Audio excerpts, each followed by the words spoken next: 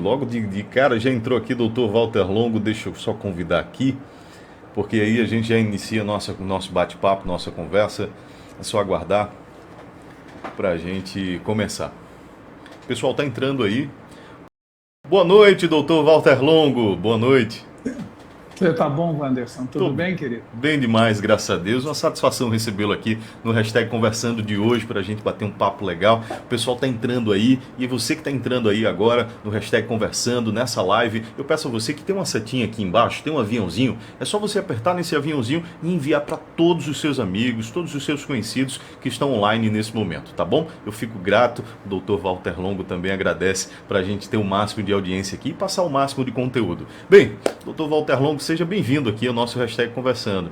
Muito obrigado, gratidão. Eu que agradeço a você, Wanderson, e diria a você que é sempre um prazer, mesmo em dia 1º de maio, a gente vê que estamos trabalhando, não é isso? No dia do trabalhador. Pois bem, o brasileiro tem que perder essa mentalidade, né? O brasileiro tem que perder essa mentalidade dessas coisas de feriado, que é feriado, que é feriado, que é feriado, mas na hora de trabalhar esquece um pouquinho e quer o resultado apenas, né, doutor?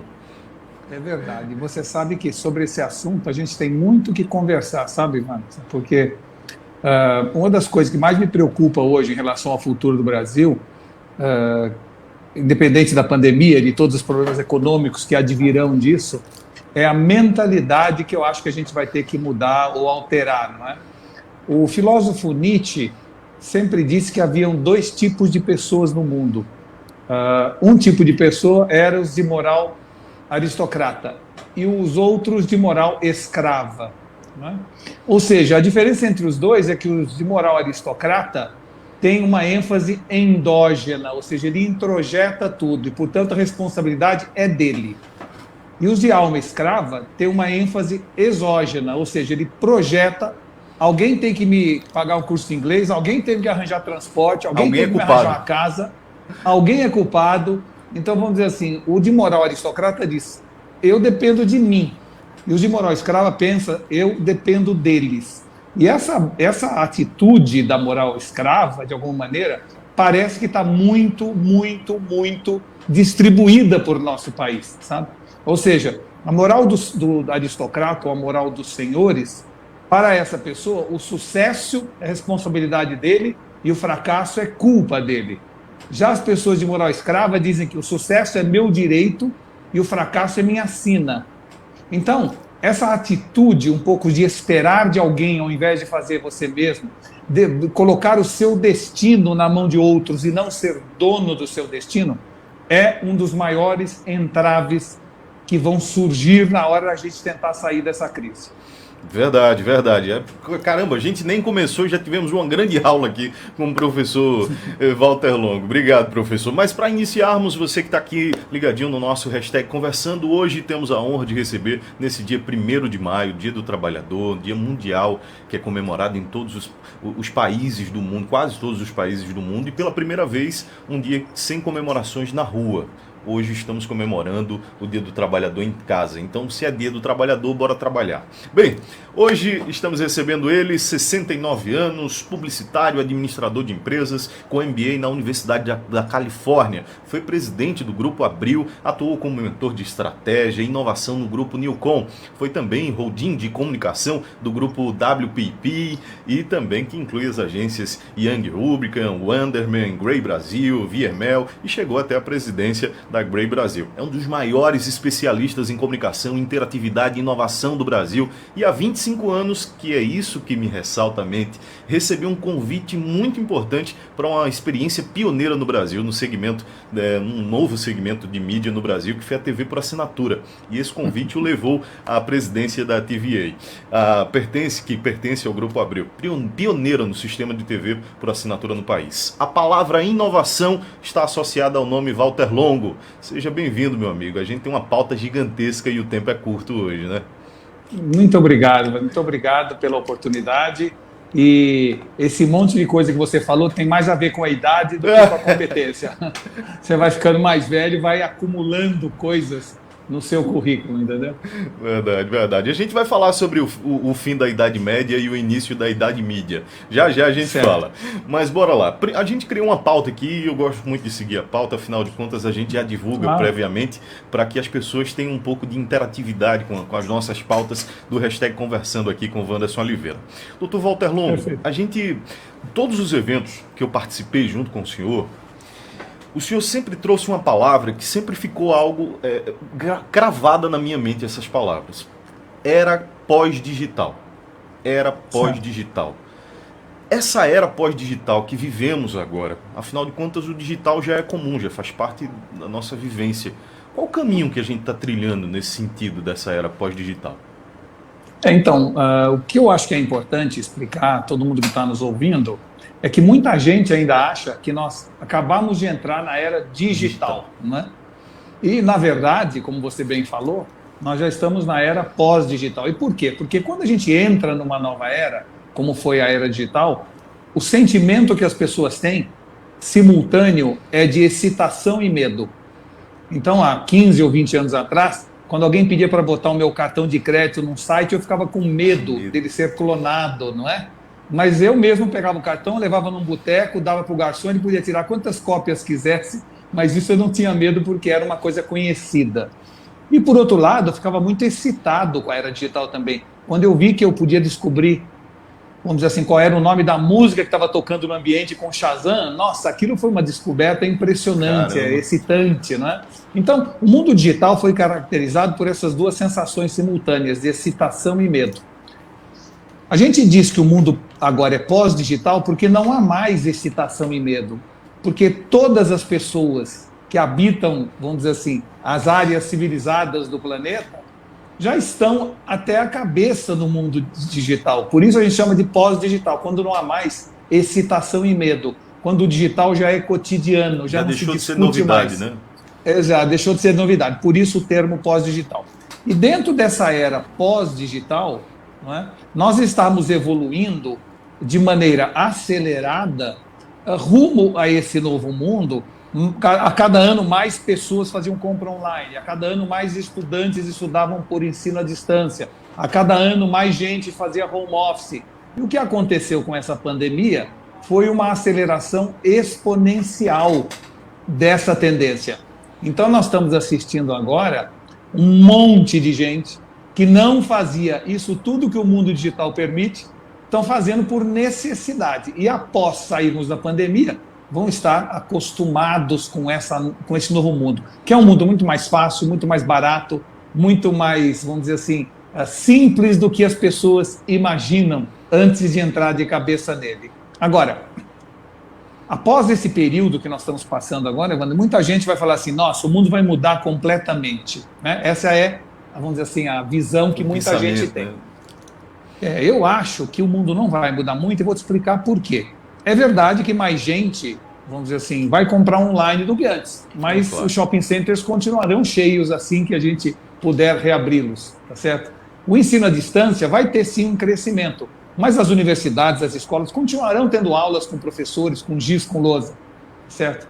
E se a gente falar em termos de iFood, muita gente até vai pedir um iFood a mais, mas no fundo nós gostamos de ir a um restaurante, de fazer uma reserva, de brindar com os amigos. Então, nós somos seres gregários. A experiência de consumo, né, professor? Exato, e os seres humanos são gregários. Então, essa é a primeira razão que vai mudar tanto com a saída da pandemia. A segunda razão é o que eu chamo de síndrome do velório do amigo. Sabe quando você vai, vai no velório você vai no velório do seu amigo, encontra outros 3 amigos lá, e a gente fica conversando ao lado do caixão. Nossa, como a vida é curta, não, olha que bobagem, trabalhou tanto, vivia preocupado com o dinheiro, está aí agora deitado nesse caixão.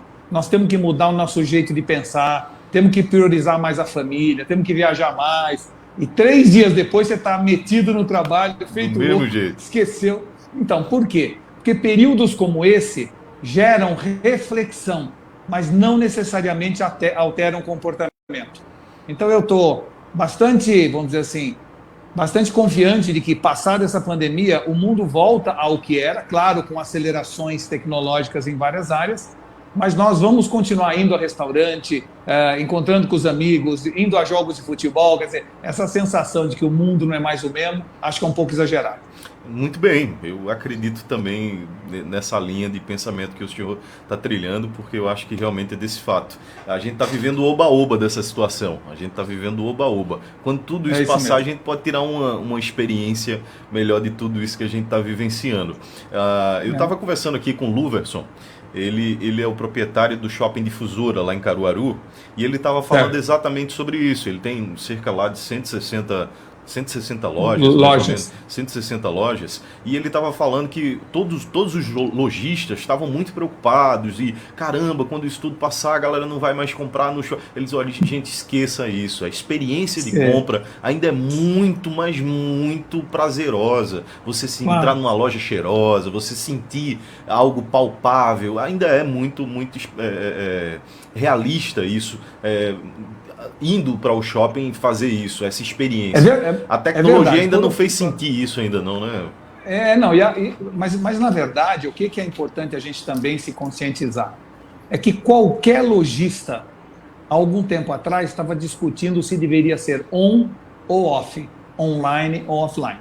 Depois, começou a chegar à conclusão que deveria ser on e off, que deveria ter um site e, ao mesmo tempo, uma loja. E agora, o que a gente concluiu é que não pode nem ser on ou off, nem on e off, tem que ser on-off. Tem que ser a mesma coisa junto e misturado. Ou seja, a gente tem que entender que daqui para frente eu vou comprar no site e buscar na loja. Eu, às vezes, vou comprar na loja, mas como não tem meu tamanho, eu vou receber na minha casa pelo online. Então, a integração entre o digital e o experiencial será cada vez maior. As pessoas não sentem mais a diferença quando estão numa experiência online ou offline. As pessoas querem que tudo seja a mesma coisa, mas ainda tem empresas que a pessoa compra uma coisa online, quer devolver na loja e a loja diz que não pode porque é outra divisão e outro departamento. Entendeu? Então a gente tem que entender que daqui para frente é tudo uma coisa só, é uma visão gestáltica e abrangente de que eu comprei alguma coisa, não importa onde, se estiver satisfeito, ótimo, se não estiver, vou devolver, não importa onde, e cabe à empresa se preparar para gerar e gerir essa experiência simultânea, digital e analógica, a ponto de que as pessoas nem percebam essa diferença. Verdade, verdade. E só pontuando em relação a um exemplo disso aí, obviamente que a gente não vai estar aqui fazendo propaganda de ninguém, mas grandes empresas que trabalham, que já têm um portfólio aí digital muito grande, elas já estão trabalhando da seguinte forma: eu faço o pedido meio que personalizado, eles nem têm em estoque isso, eu faço o pedido, eles já mandam para a produção, da produção já sai para o CD, do CD já sai para a minha casa. Então, quer dizer, esse online ele disponibiliza essa questão de nem ter o estoque, você nem precisa ter o estoque. Eu peço o produto, você já prepara o produto e já manda para mim meio que personalizado isso. Sem dúvida. Além disso, o digital permite algo que o analógico ou o varejo físico também deveria ter, que é o conhecimento do consumidor. Ou seja, quando bate um pedido pelo sistema online, eu sei se aquela pessoa compra sempre, é um cliente fiel, é a primeira vez que está entrando na loja, se compra sempre algo sem açúcar, portanto ele vai continuar adquirindo coisas com baixo teor de açúcar, e em cima disso eu posso fazer ofertas, promoções cada vez mais individualizadas. Então não faz nenhum sentido eu entrar numa loja onde eu vou todo mês, toda semana, onde eu consumo muito e ser tratado exatamente como uma pessoa que acabou de passar e entrou pela primeira vez. Então, as pessoas estão exigindo cada vez mais simplicidade dos produtos e serviços, flexibilidade dos processos e individualidade das relações. É isso que o consumidor atualmente está buscando. E vai caber às empresas se prepararem para isso. O doutor Walter, na realidade, quando a gente fala disso, é como se eu estava tocando no início da nossa conversa. A gente sempre fala, existem pessoas que pensam que ainda estamos na era digital, mas quando a gente fala nessa questão de digital, vale salientar que vale para o grande empresário, vale para a grande indústria, mas também para o pequeno. O digital é exatamente democrático nisso, porque ele traz essa acessibilidade, e principalmente nesse cruzamento de Big Data, que o senhor falou aí, pegar esses dados e cruzar, é inadmissível o cliente entrar na loja e você aceitar ele, recebê-lo como se ele entrasse pela primeira vez ou comprasse pela primeira vez. Então, no fundo o que você está dizendo é um assunto muito importante, que é o seguinte: antes do mundo digital, ser grande era o objetivo de todo mundo. Ou seja, você sendo uma empresa grande, você tinha acesso a crédito maior, você tinha maior capacidade de informação, porque você precisaria de um mainframe de computador para guardar os seus dados, etc. Né? Você tinha mais poder de distribuição, de atingimento do mercado, porque você tinha sede em vários locais, etc. O que o mundo digital e o pós-digital trouxe foi a equalização entre as grandes, as médias, as pequenas e as microempresas. Hoje, a única coisa que você não pode ter é uma mentalidade micro. Mas uma empresa micro é o melhor negócio do mundo. Por quê? Porque no momento em que tudo muda, você ser uma empresa pequena permite que você seja muito mais ágil, muito mais adaptável. Portanto, ser pequeno passou a ser uma vantagem a partir do mundo pós-digital. Eu tenho amigos meus aqui em Alphaville, em São Paulo, que tem uma empresa online chamada Brazilian Bikini, que vende roupa, moda praia, para 60 países. É o marido, a mulher e 5 costureiras na casa dele, aqui em Alphaville. Ele fez um site em inglês, ele criou, compra a palavra-chave no Google, e aí tem alguém que, vamos dizer, da Holanda pede um biquíni para ele, ele faz o biquíni na hora, põe no Sedex e manda. Ele compete em pé de igualdade com a Rosa Chá, que é uma grande exportadora de moda praia, mas com vantagens, porque ele não tem estoque, ele não tem nada, ele faz conforme pede. Quando que isso seria possível há 10 ou 15 anos atrás? Você teria que ter registro no Cassex para poder atingir o mercado lá fora. Teria que participar das feiras de todo mundo. Teria que vender para uma loja lá fora que ia pedir uma quantidade mínima de 1.000 peças para você mandar. Né? Então, no fundo, a grande vantagem hoje é das empresas pequenas. Segunda grande vantagem do digital, não há mais espaços físicos ou territórios com mais ou menos vantagem. Se você entra no mundo online, você pode ter sua sede no interior do Piauí, ou em Nova York, ou em Nova Delhi, e é a mesma coisa. Então, acabaram as barreiras. Eu, às vezes, vou dar palestras pelo Brasil, encontro alguém em São Luís, no Maranhão, apenas como um exemplo, aliás, uma cidade que eu gosto muito, a pessoa fala, sabe, Walter, eu gostei muito da sua palestra, muito mesmo, mas é que a cidade aqui é muito tacanha, é muito difícil fazer as coisas, mercado pequeno. Eu falo, olha, você vai me desculpar com a minha sinceridade, mas tacanha é você, porque quem disse que você tem que ter um negócio que só venda para essa cidade? Quem disse que você não pode ser como foi o dono da Zara, que em La Coruña, que é o interior do interior do interior da Espanha, lançou na casa da sogra dele uma pequena fábrica de roupa e se transformou na maior loja de moda do mundo, com milhares de filiais do mundo inteiro. Quase todos os shoppings têm, né? Exato, então é uma questão muito mais de mente medíocre do que de dimensão pequena das empresas. Nós temos uma dificuldade no Brasil que é isso. Pessoas acham que porque moram numa cidade pequena, seu sonho tem que ser pequeno, quando não tem que ser. Pois é, sabe o que é que eu fico pensando? Nesses eventos que a gente participa do Sebrae e tal, eu participei de um evento no interior, lá na cidade de Goiânia. E o case de sucesso foi um pessoal daqui da Paraíba, eu estou em João Pessoa hoje.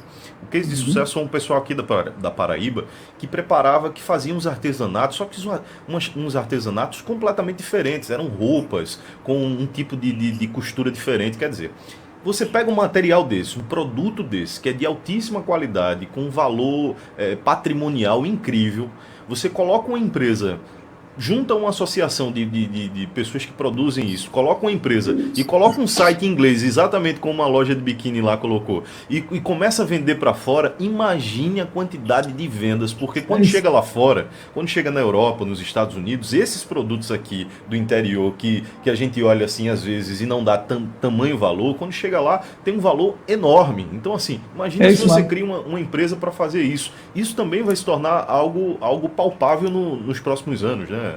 E isso tem a ver com o que nós estávamos falando antes, da mentalidade do brasileiro que precisa mudar. Tem tudo a ver, ou seja, veja que nós somos o maior exportador de café do mundo em grãos, né? Exato. No entanto, alguém nos Estados Unidos, né, na cidade de Seattle, que não tem um pé de café, lança Starbucks e domina o mundo dos cafés no mundo. E nós não temos uma marca conhecida lá fora.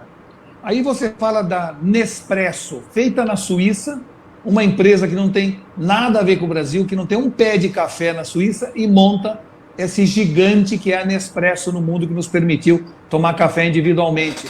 Aí você vê a Juan Valdez, que é uma cadeia gigantesca de cafés da Colômbia, no mundo inteiro espalhado, na Europa, nos Estados Unidos. Você não tem uma loja de café brasileiro fora do país.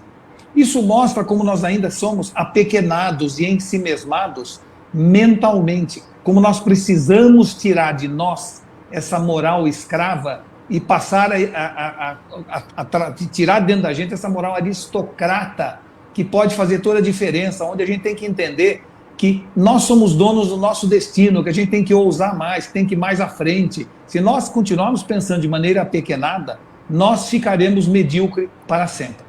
Muito bem, muito bem. Eu vou fazer uma pergunta dentro dessa sua filosofia, seu pensamento aí, que é muito, muito plausível.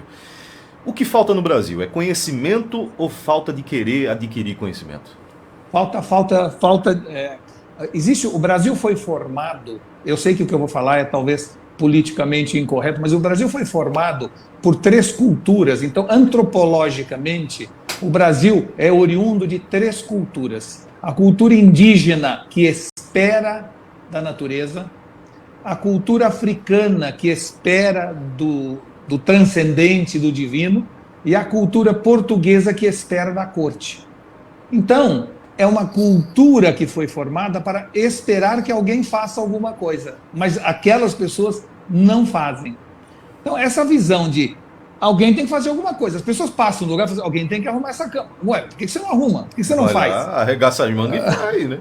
Faz, exato. Falta essa atitude do brasileiro. Você passa em qualquer construção pública no Brasil, em qualquer cidade do Brasil, são 16 operários mexendo naquele buraco, naquela estrada ou naquela rua, naquela avenida.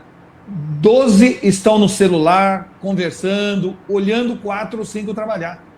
É assim que a gente criou esta sociedade. Por isso a nossa produtividade é 1/10 da chinesa e 1/6 da alemã e 1/7 da americana. Esse é o problema do Brasil. Então, os sindicatos passaram os últimos anos querendo diminuir a jornada de trabalho, né? E a gente tem que entender que, no fundo, não se chega lá esperando que os outros façam. A gente tem que arregaçar as mangas e fazer. Segundo, temos que entender que a culpa não é de alguém, que a culpa é nossa, seja sobre o que for. Eu, quando faço entrevistas para contratar pessoas, né? A primeira pergunta, eu já sei se a pessoa é de moral escrava ou de moral aristocrata.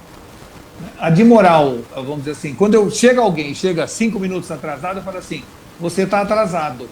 O de moral aristocrata fala, é verdade, peço desculpas. A de moral escrava fala, foi o ônibus. Ou seja, a culpa não é dele chegar atrasado, né? A culpa é sempre de alguém.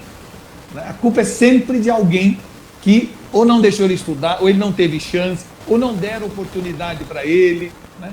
Esta é a visão. Então, hoje, infelizmente, 80%, 90% da sociedade brasileira tem uma tendência à moral escrava. E apenas 10%, 20% tem uma tendência à moral aristocrata. Nós precisamos mudar isso. E por que digo mudar? Porque isso é uma atitude perante a vida.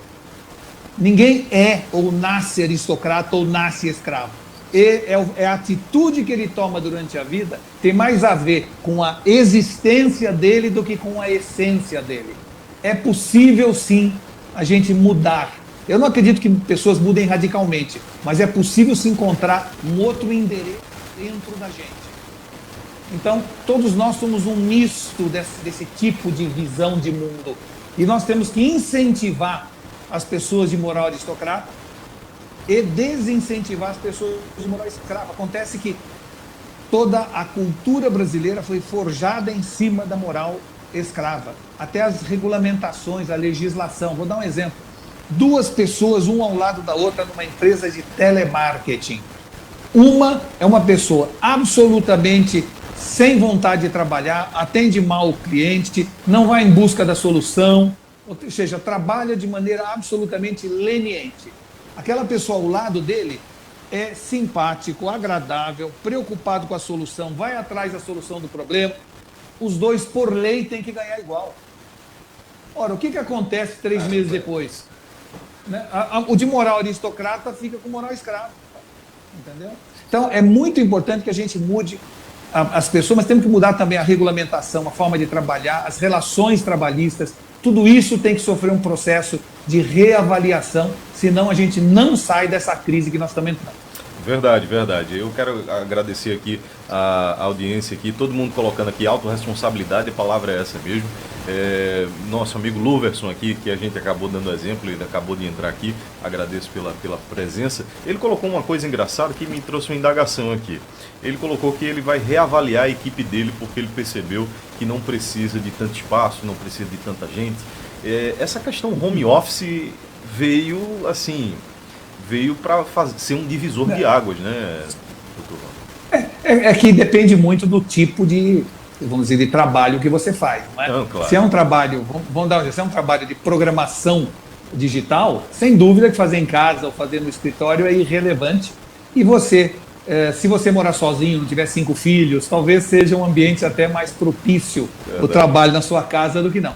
É um caso muito individualizado, não dá para medir isso. Agora, o que dá nesses momentos de reavaliação da equipe é que todas as empresas têm simultaneamente, vamos dizer assim, um grupo de insurgentes, um grupo de, vamos dizer assim, complacentes e um grupo de... Qualquer organização tem isso.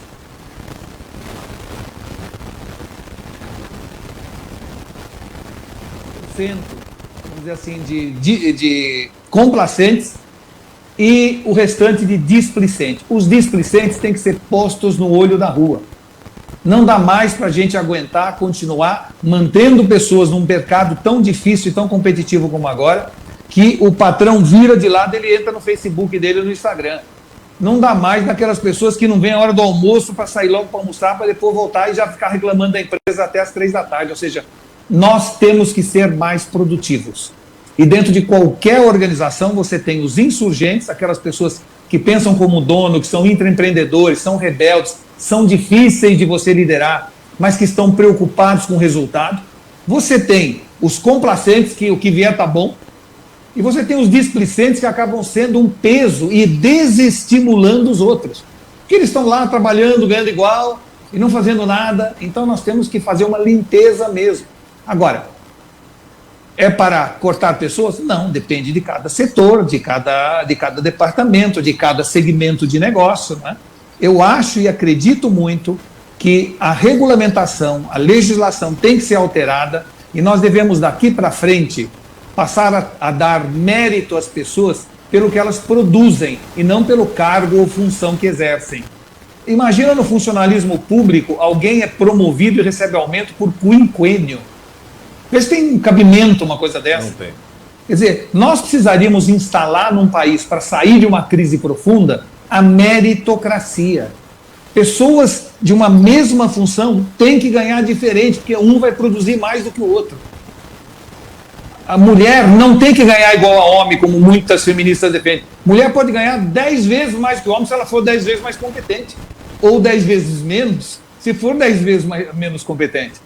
Não há mais essa visão por grupos étnicos ou sexualidade. Não, daqui para frente vamos olhar o indivíduo. E o mundo digital propicia hoje ferramentas de mensuração de desempenho que permite a você saber, não importa se o cara está trabalhando em casa, no café, no ônibus, se ele trabalha 2 horas por dia ou 20 horas por dia, ele está produzindo mais do que o outro, ele tem que ganhar mais.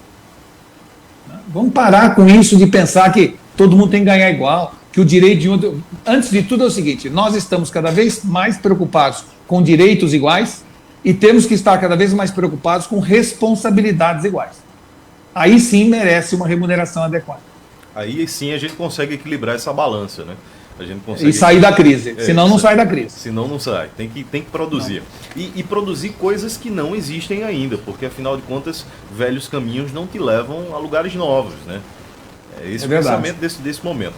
A gente, seguindo a nossa pauta aqui, o senhor participou nessa semana agora, inclusive mandou o link para mim, assisti, foi muito boa a palestra, foi muito massa falando sobre essa questão do coronavírus, pós o coronavírus, tal, toda essa mentalidade que a gente está conversando aqui, do Festival Novo Mundo, né?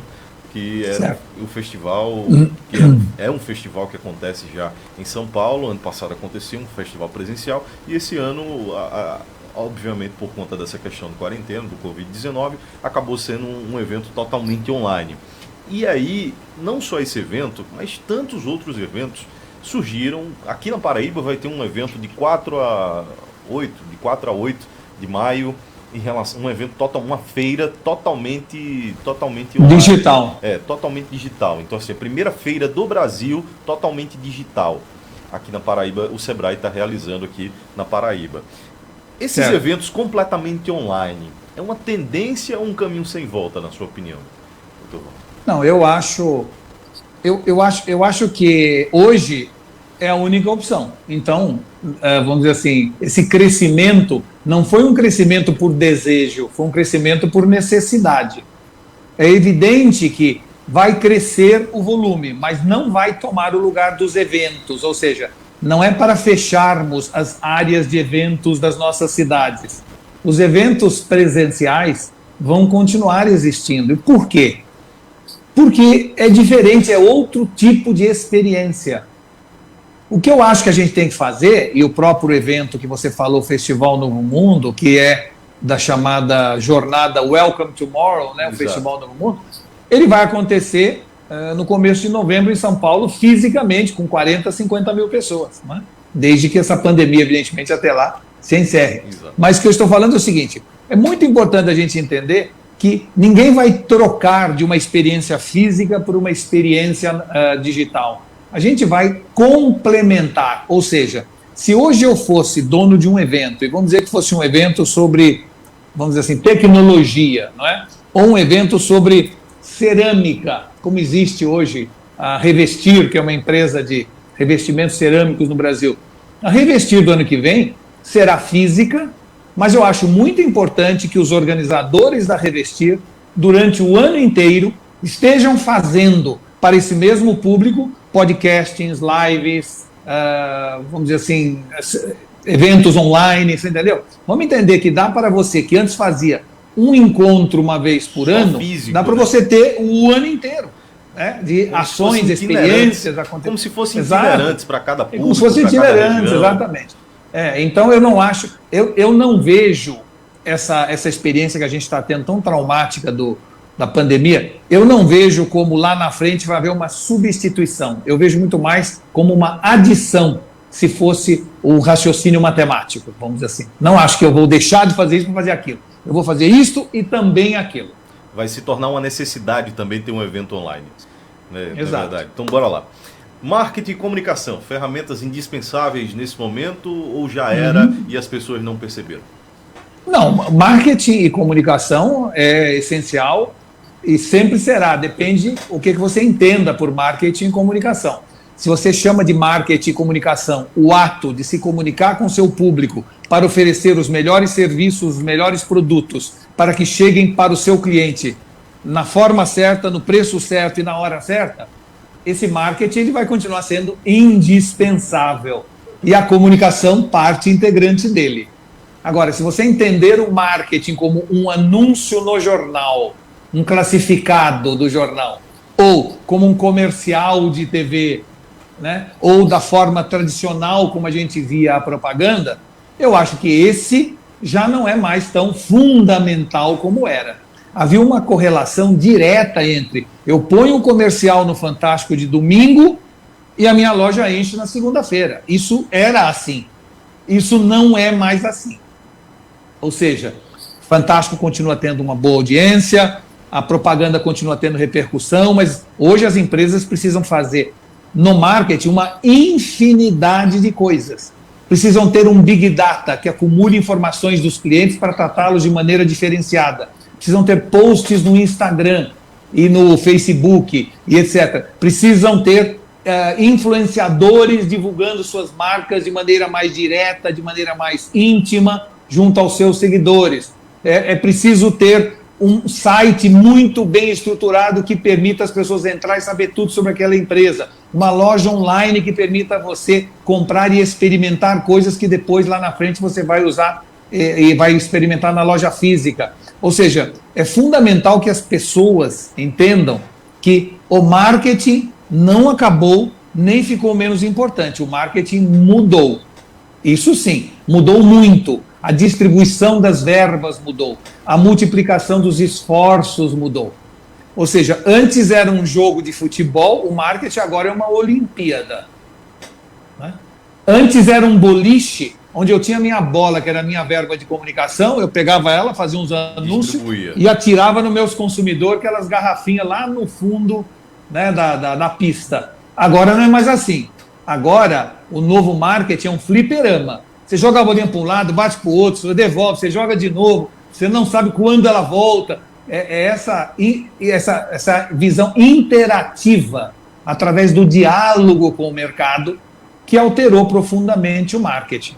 E, novamente, mais uma grande vantagem para as pequenas e microempresas. Principalmente. Porque hoje uma pequena e microempresa tem acesso a falar com o seu público através de múltiplas formas. Não precisa mais comprar espaço na televisão para fazer isso. E se você não tivesse espaço na televisão, sua loja não enchia. Agora você manda um monte, descobre pelo digital mapas de calor da onde estão vindo os seus compradores, os seus consumidores. Faz uma promoção no WhatsApp para aquela região, segmentada, geolocalizada. Imediatamente a loja lota. Entendeu? Então é assim, hoje você tem fórmulas de saber quem são seus clientes, da onde eles vêm, o que eles estão fazendo, o que eles estão falando de você nas redes sociais, para você, a partir do que eles estão falando, alterar sua própria atitude. Então, no mundo, é muito importante entender, hoje, inovação é muito mais uma questão de ótica do que de fibra ótica. Não há mais necessidade de você investir grandes somas de dinheiro em tecnologia para ser uma empresa inovadora. Inovação é apenas fazer de um jeito diferente o que os outros fazem igual. É só isso. Um pouquinho diferente, não precisa ser muito não, é só um pouquinho. Não precisa. Um pouquinho a cada dia. Dar também um toque individualizado na relação. Isso claro. É muito importante. Nós estamos numa sociedade, Vanas, que ficou mimada. E os varejistas, carente, né? Os lojistas... Ficou carente também, né? Ficou carente também. Mas ela ficou muito mimada. Eu vou dar um exemplo para você, quer dizer... Antigamente, eu chegava numa firma, numa visita, em algum lugar, e me servia um café no bule. Todo mundo tomava o mesmo café. Agora não, agora eu chego lá e falo, eu quero restreto com espuma. Ou seja, tem 120 tipos de café. Eu agora tomo o meu café. Na minha casa, eu comi o que a minha mãe punha na mesa. Agora, o filho é vegano, a filha é lactose free, ou seja, cada um tem o seu tipo de comida, feito para ele individualmente. Né? Antigamente, o banco dos automóveis tinha 3 posições de distância da direção. Tinha perna grande, perna média e perna curta. E você que sentasse, fosse para baixo, fosse para cima e se adaptasse. Agora não, o banco tem ajuste total para você. É o banco que se ajusta a você e não mais você que se ajusta ao banco. Né? Anatomicamente. Exato. Antigamente você era obrigado, se quisesse comprar alguma coisa, ir numa loja do lado da sua esquina ali e ver o que tinha e ia comprar a cor e o tamanho que tivesse no estoque. Agora não, você pode comprar qualquer coisa do mundo sem sair de casa, do tamanho da cor que você quiser, através do online. Então, a sociedade com tudo isso foi ficando muito mimada. Mimada a um ponto crescente e absurdamente crescente. Veja aqui, antigamente eu chegava num hotel e deitava no travesseiro que estava na cama. Agora os hotéis estão oferecendo um menu de travesseiro. Tem o travesseiro para quem dorme de lado, de frente, de bruços. Então é assim, a indústria inteira, de todos os segmentos, estão se individualizando. Hoje, se você for comprar vamos dizer assim, um shampoo, tem empresas que estão oferecendo shampoo para o seu cabelo. Você entra no site, diz o tipo de cabelo, se crespo, liso, ondulado, diz há quanto tempo atrás você fez química no seu cabelo, em função da sua informação, eles vão mandar para sua casa o shampoo para você, individualmente. A Nike, nos Estados Unidos, tem uma loja de 5 andares na Quinta Avenida, em Nova York, que ela... Não é que você entra lá e compra o tênis entre 1000 opções, não. Você vai lá e faz você mesmo o seu tênis. Você põe a sola que você quiser, o ilhós que você quiser, o barbante que você quiser. Você cria seu próprio tênis. Então, essa visão cada vez mais individualizada faz com que a sociedade esteja cada vez mais mimada e exigente desta individualidade. Então, que coisa boa quando você chega num lugar conhecido e alguém chega: oi, Wanderson, quanto tempo, tudo bem? Vai o mesmo de sempre. Você não fica feliz com essa sensação? O mundo digital hoje permite que você faça isso com todos os seus consumidores, sejam eles milhares ou milhões, individualmente, por reconhecimento facial, que a pessoa entra na loja, eu sei quem ela é, já sei onde ela trabalha, eu sei o que ela faz. Ou pelo próprio aplicativo, né? Pelo próprio aplicativo que pega todas as informações. Exato, mas vamos falar também de coisas mais singelas. Se hoje eu ligar para um revendedor Hyundai e falar: eu amanhã vou aí fazer um test drive. Como dizer, um test drive com vocês. Eles me pedem o nome e o CPF. Isso. Aí no dia seguinte eu chego lá, né, e a pessoa fala: seu Walter, né? Pois não, seu Walter, o que eu posso lhe servir? Eu gostaria de ver que tipo de carro. Se essa pessoa que me atende estivesse, assim que soubesse que eu ia no dia seguinte, 10 minutos antes de eu chegar, tivesse entrado no meu Instagram, no meu Facebook, no meu LinkedIn, ele saberia se eu tenho dinheiro ou não, portanto devo comprar um carro mais caro ou mais barato, se eu tenho filhos ou não, portanto um carro 4 portas ou 2 portas, se eu gosto de velocidade ou de conforto, se eu sou especializado ou me preocupo com design, ele saberia tudo sobre mim, está lá. No entanto, eu chego e ele não sabe nada sobre mim. Ele continua não sabendo nada. Então, por isso que eu disse que é muito mais uma questão de atitude. Por que um médico, às vezes, você vai num médico que tem atrás dele toda uma estrutura hospitalar de informações profundas sobre a sua saúde, você entra no consultório dele, fala o que você tem de problema, quando você sai daquele consultório, depois de ele ter te receitado uns exames, se 2 meses depois você não voltou, ele não sabe se você morreu, se você fez o exame. Se foi para outro médico. Se foi para outro médico, eu não gostei. Ele não sabe nada. Ele não se comunica com você. No entanto, o cabeleireiro da minha mulher, se por acaso ela não aparecer lá uma semana, ele liga e pergunta: o que aconteceu? Está tudo bem com você? Você demonstra interesse, demonstra vontade de saber o que está acontecendo comigo. Então, é muito mais uma questão de atitude, de atender bem as pessoas com carinho de maneira individualizada. A gente tinha um marketing que falava a mesma coisa para todo mundo. Hoje o mundo digital permite que eu fale coisas diferentes para pessoas diferentes, em momentos diferentes. Né? Para nichos diferentes.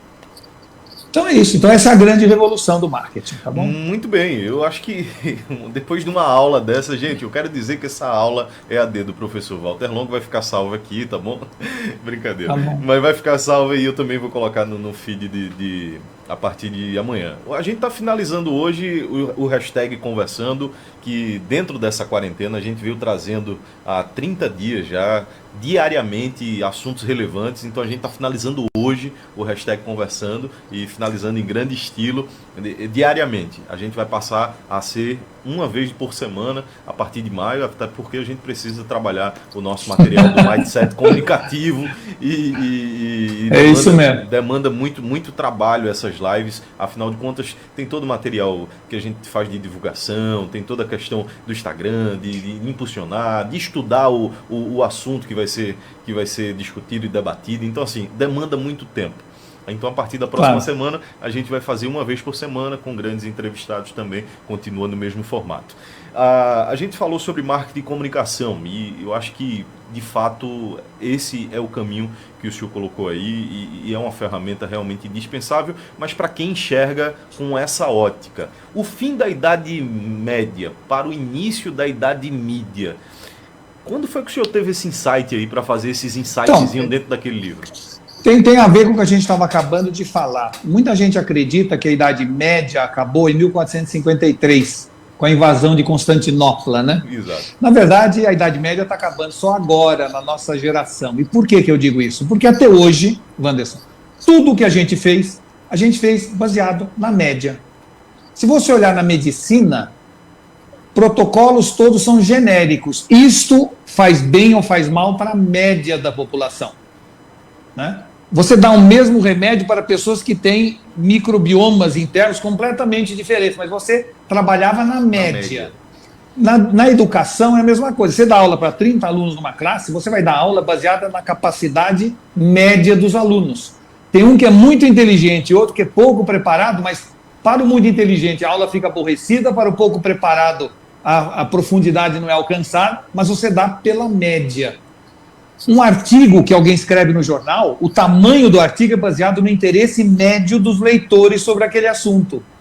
Então, tudo até hoje era feito pela média. E hoje, o ensino à distância permite que eu estude de acordo com a minha capacidade. Se está difícil aquela matéria, eu assisto 2, 3 vezes aquela aula, né? Demoro mais para assistir, paro, tomo nota. Se é fácil para mim, eu passo direto. A medicina está chegando agora na era da medicina genômica, onde os protocolos estão ficando cada vez mais individuais, onde eu estudo o meu genoma e sei, a partir do meu genoma, que tipo de remédio tem mais capacidade de me curar ou não, como é que eu reajo a determinado tipo de alimentação e assim por diante, individualmente. O hiperlink faz com que hoje, na internet, eu possa ir tão fundo no assunto quanto eu queira, né? Eu vou indo mais fundo, mais fundo, mais fundo. Então, esse mundo que era da Idade Média está indo para uma outra era. Ainda tem coisas na Idade Média. Por exemplo, faz sentido, vamos dizer assim, a pessoa que se cuida fisicamente pagar o mesmo preço do seguro-saúde que paga uma pessoa que enfia o pé na jaca em matéria de saúde, que não se preocupa com nada? Não tem. Não faz sentido, porque você está estimulando o mau comportamento, ou seja, a pessoa que se comporta bem subsidia aquela que se comporta mal. Na área de seguro de carro, faz sentido alguém que corre feito um louco, deixa o carro na rua aberto, e o outro que cuida do carro, deixa no estacionamento, paga o mesmo preço de seguro? E paga um preço alto. Por quê? Porque, vamos dizer assim, o risco aumenta muito pelas pessoas que não cuidam do carro. Então, eu que cuido, além de pagar estacionamento e cuidar do meu carro, ainda pago um preço absurdo, porque eu estou subsidiando alguém que não se preocupa com o carro.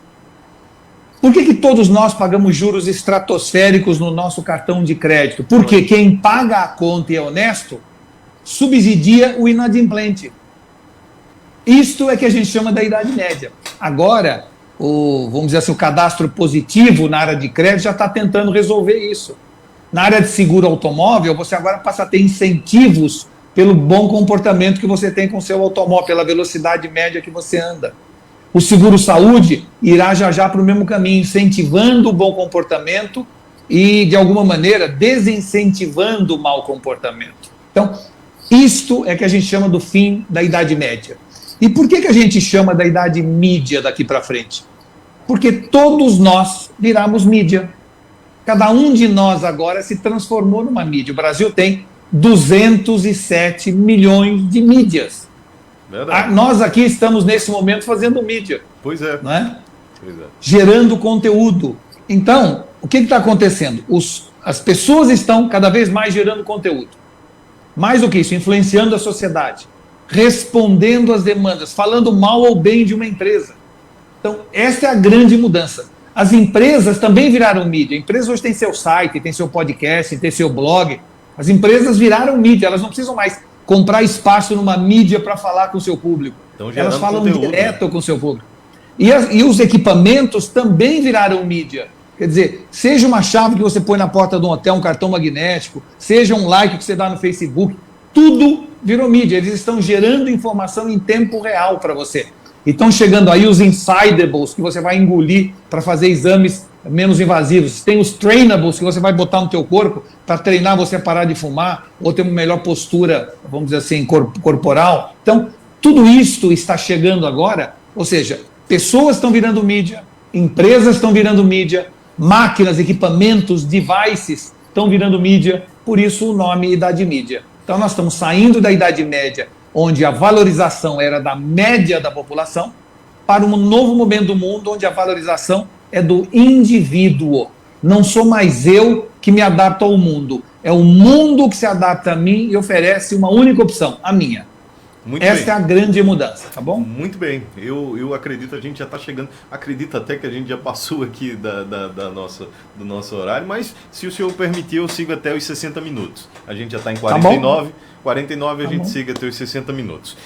Na sua apresentação lá no Recife, no evento Open Leaders, o senhor trouxe um vídeo, que esse vídeo é falando sobre toda a disrupção que está acontecendo com a tecnologia, com o futuro das pessoas e tal, das máquinas, dos profissionais, do trabalho. Inclusive, levantou essa indagação em relação aos nossos filhos. Eu tenho uma filhinha de 2 anos e já fico imaginando, caramba, ela vai viver num mundo onde vai ter profissões que hoje a gente nem imagina para que vai servir, enfim, a coisa está sendo muito exponencial nos últimos anos. É isso. O que é que o senhor acha, com toda a sua experiência e sua bagagem de quem já veio nesse período disruptivo aí, desde 95 ali até hoje, vivenciando essa questão de tentar estar um passo à frente da sociedade, para tentar imaginar o que é que vem por aí?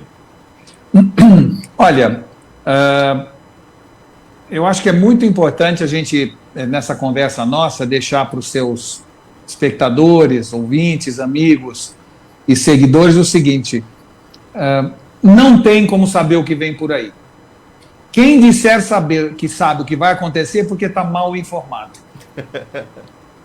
Tá? Segunda coisa, antigamente os sábios tinham certeza e os idiotas tinham dúvidas, agora é o contrário.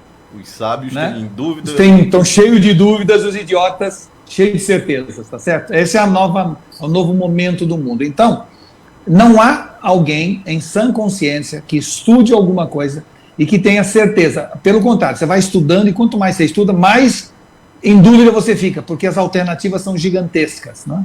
Veja, por exemplo, o caso do coronavírus, onde gente que estudou anos a fio este assunto, falam coisas hoje diferentes de amanhã e diferentes de depois da manhã.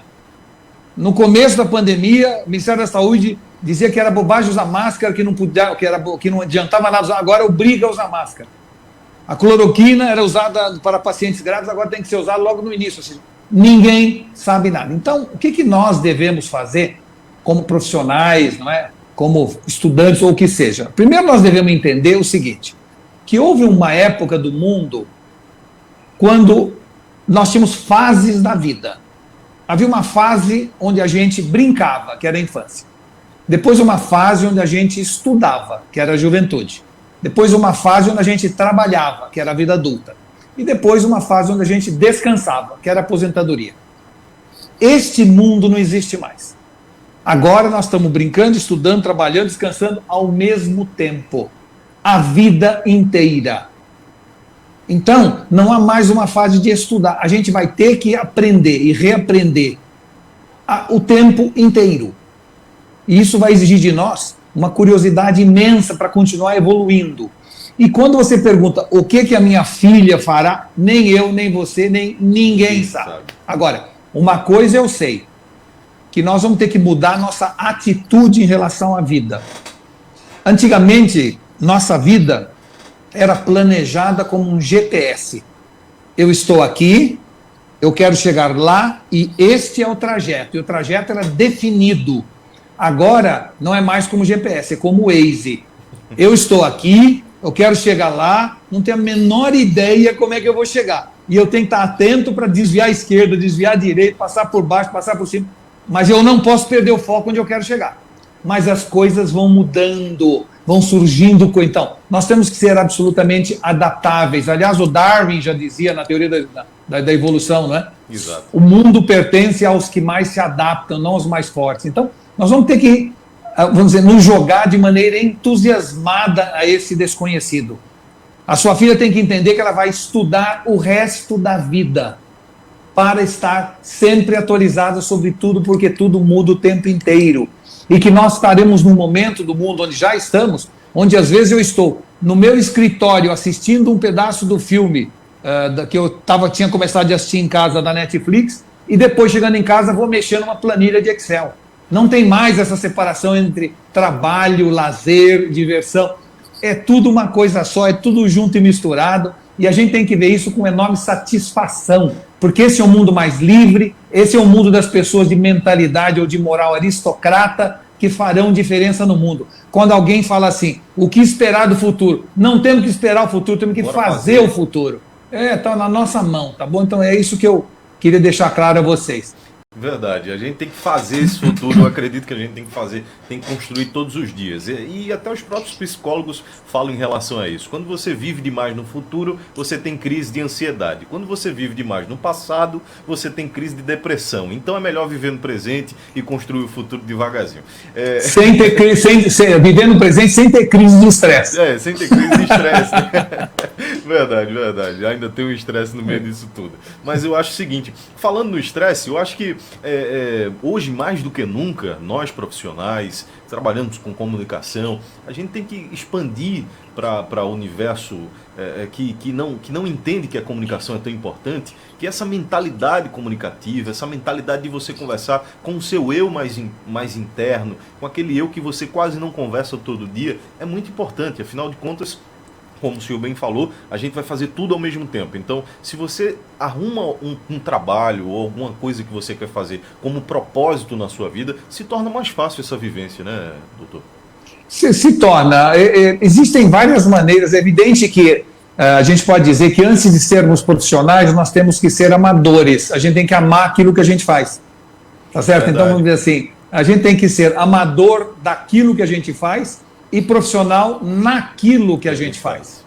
Se você não for amador daquilo que você faz, você não conseguirá ser um bom profissional naquilo que você faz. Então, é verdade isso. Agora, por outro lado, eu conheço pessoas que, mesmo fazendo o que não gostam, fazem bem, fazem direito. Por quê? Porque tem o senso de responsabilidade, que infelizmente falta a muitas pessoas, né? E os millennials, essa nova geração dos 18 aos 38, está muito em busca do hedonismo, do prazer, né? Do chegar rápido, do criar atalhos. Eu diria para você, Wanderson, que não há atalhos. Não há ideia de você falar assim, não, eu vou fazer um aplicativo, vou ficar rico. Não existe isso. Ou existe tão raramente que a chance de você ser atropelado é maior. Se você quer realmente arriscar, compre um bilhete de loteria. Tem mais chance de dar certo do que fazer um aplicativo e ficar rico. Então vamos entender que só o trabalho, só o esforço, só o estudo, só a integridade, isto é que leva ou pode levar ao sucesso de qualquer pessoa. Agora, se a gente achar que há atalhos da desonestidade até o apadrinhamento, os negócios que não são muito sérios, que nós vimos, de alguma maneira, crescer no Brasil, vem exatamente por essa visão que dá para chegar lá sem esforço, sem trabalho, sem denodo e sem obstinação. Com o velho jeitinho brasileiro, né?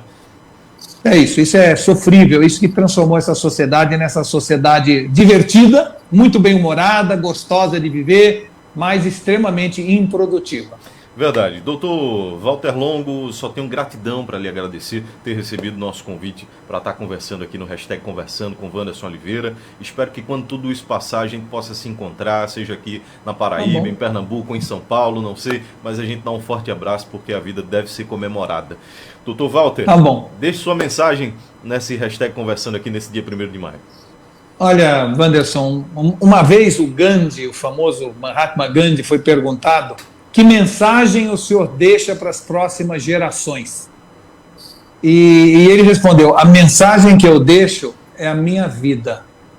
Veja que bonito, ou seja, Eu, então, inspirado em Gandhi, já que você pediu para deixar uma mensagem, eu diria o seguinte: a mensagem que eu deixo é a mesma coisa, é a minha vida. Foi ter levantado cedo, trabalhado muito, criado um filho maravilhoso, amado a minha mulher a vida toda, ter sido honesto, apesar das tentações. Acho que essa é a grande mensagem que a gente deixa para os que estão nos ouvindo e para as próximas gerações. Verdade. Que a mensagem seja escutada e que seja executada, porque de nada adianta conhecimento sem ação.